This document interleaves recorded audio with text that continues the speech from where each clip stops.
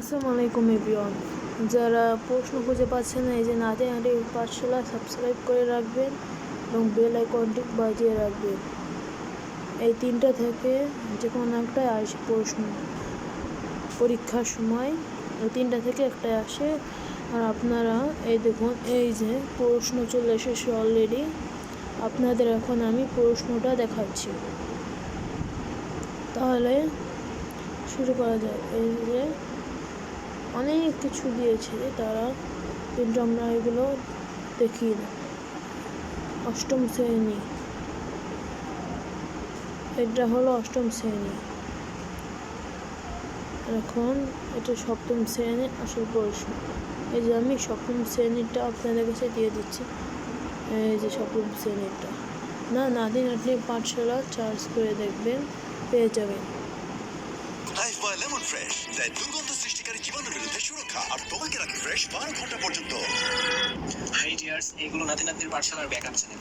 কোনো কারণে যদি মেইন চ্যানেলের সমস্যা দেখা দেয়, তোমাদের সাথে যেন আবারও কানেক্ট হতে পারি, সেই জন্য এই চ্যানেলটা দেখো নাই তারা অবশ্যই প্লেলিস্ট থেকে আগের পর আবারও কানেক্ট হতে পারি, সেই জন্য এই চ্যানেলগুলো সাবস্ক্রাইব করে দিও।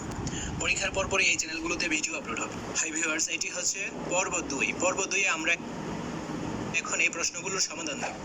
যারা আগের পর্বটা দেখো নাই তারা অবশ্যই প্লেলিস্ট থেকে আগের পর্বটা দেখে নিতে পারো। 2, সংখ্যাগুলো কি ছকের মাধ্যমে সূচক আকারে প্রকাশ করা যাবে? ব্যাখ্যা।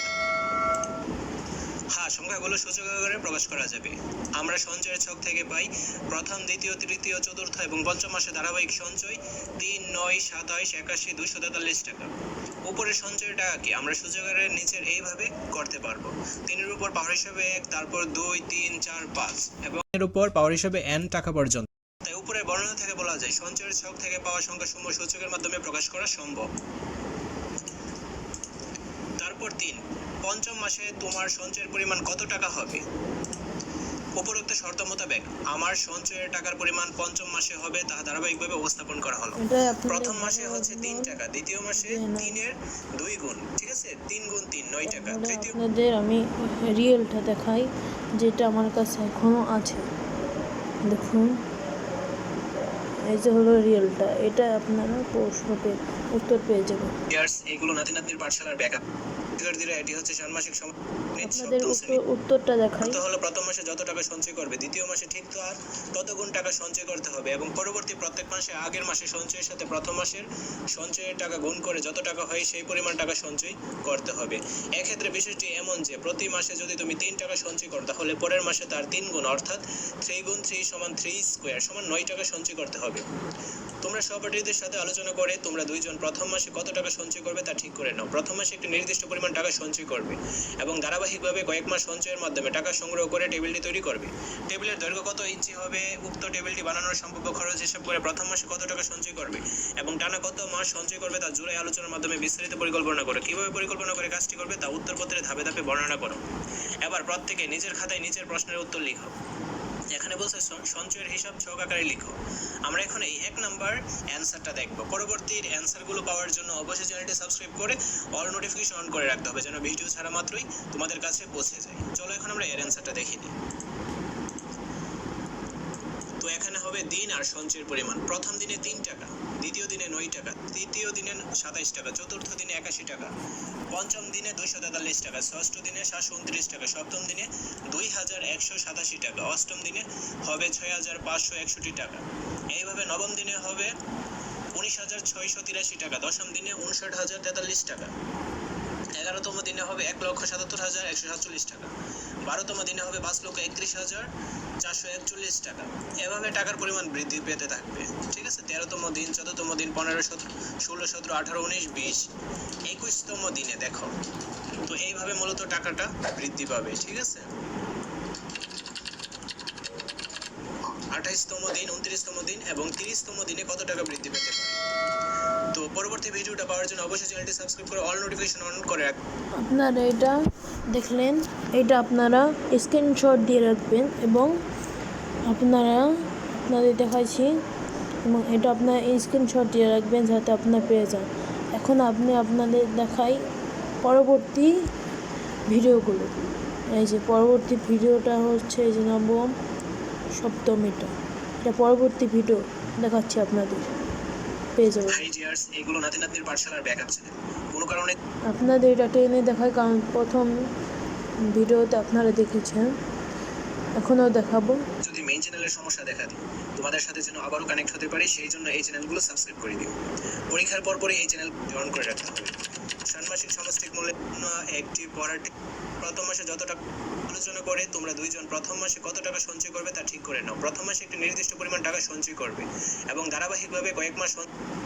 হাই ডিয়ার্স, পঞ্চম মাসে তোমার সঞ্চয়ের পরিমাণ কত টাকা হবে? ওর হিসেবে n টাকা পর্যন্ত। তাই উপরে বর্ণনা থেকে বলা যায় সঞ্চয়ের ছক থেকে আপনারা এটা স্ক্রিনশট দিয়ে রাখুন, তাহলে আপনারা পেয়ে যাবেন। স্ক্রিনশট দিয়ে রাখলে সহজে আপনারা পেয়ে যাবেন। আচ্ছা দেখুন, অবশ্যই প্লেলিস্ট থেকে আগের পর্বটা দেখে নিতে পারো। 2, সংখ্যাগুলো কি ছকের মাধ্যমে সূচক আকারে প্রকাশ করা যাবে? ব্যাখ্যা দাও। হ্যাঁ, সংখ্যাগুলো সূচক আকারে প্রকাশ করা যাবে। আমরা সঞ্চয়ের ছক থেকে পাই প্রথম, দ্বিতীয়, তৃতীয়, চতুর্থ এবং পঞ্চম মাসে ধারাবাহিক সঞ্চয় 3, 9, 27, 81, 243 টাকা। উপরের সঞ্চয়ের টাকা কি আমরা সূচক আকারের নিচের এইভাবে করতে পারবো। 3-এর উপর পাওয়ার হিসাবে 1, তারপর 2, 3, 4, 5 এবং 3-এর উপর পাওয়ার হিসাবে n টাকা পর্যন্ত। তাই উপরের বর্ণনা থেকে বলা যায় সঞ্চয়ের ছক থেকে পাওয়া সংখ্যাসমূহ সূচকের মাধ্যমে প্রকাশ করা সম্ভব। তারপর 3, পঞ্চম মাসে তোমার সঞ্চয়ের পরিমাণ কত টাকা হবে? এটা 3 নম্বরটা আপনার স্ক্রিনশট দিয়ে রাখবেন। উপরোক্ত শর্ত মোতাবেক আমার সঞ্চয়ের টাকার পরিমাণ পঞ্চম মাসে হবে তা ধারাবাহিকভাবে উপস্থাপন করা হলো। প্রথম মাসে হচ্ছে 3 টাকা, দ্বিতীয় মাসে 3-এর 2 গুণ, ঠিক আছে, 3 গুণ 3 9 টাকা, তৃতীয় মাসে 9-এর পর আবার 3 গুণ হবে 27 টাকা, চতুর্থ মাসে 87-এর উপর আবার 3 গুণ 81 টাকা, পঞ্চম মাসে 81-এর উপর আবার 3 গুণ 243 টাকা। পঞ্চম মাসে সঞ্চয়ের পরিমাণ হবে 243 টাকা। তো পরবর্তী ভিডিওগুলো পাওয়ার জন্য অবশ্যই চ্যানেলটি সাবস্ক্রাইব করে অল নোটিফিকেশন অন করে রাখতে হবে, যেন ভিডিও যারা মাত্রই তোমাদের কাছে পৌঁছে যায়। পরবর্তী পর্ব 3-এ আমরা 4 থেকে সমাধানটা দেখব। ধন্যবাদ সবাই। তাহলে অন্য হলো একটু একটু করে দেখায়। আর আবারও আমার কাছে মেসেজ আসলো, সামনাষ্টিক মানে অষ্টম শ্রেণীর এটা। আর দেখা যাক,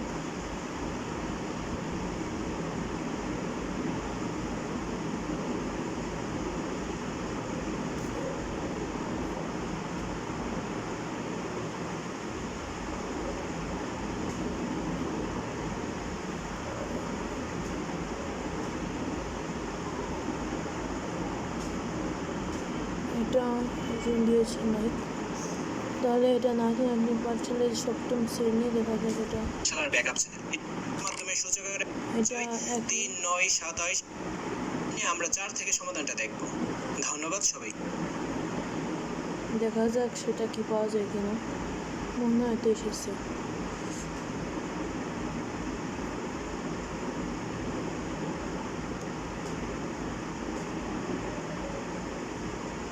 না, এটাও না।